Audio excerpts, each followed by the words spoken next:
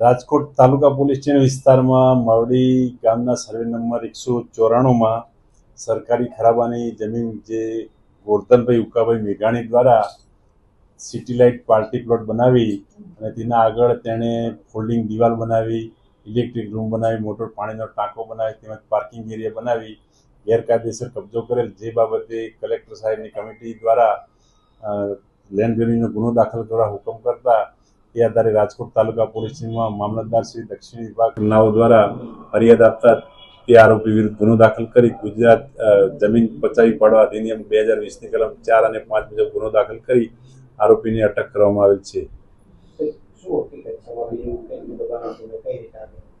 એ દબાણનો તો આખો દબાણ આગળના ભાગે એને દબાણ કરેલું, જે બેનો પોતાની માલિકીની જમીનના આગળના ભાગે દબાણ કરેલું, જેમાં પોતાના અંગત ઉપયોગ માટે વપરાશ કરતો હતો, જે આધારે ગુનો દાખલ થયેલ। અગાઉ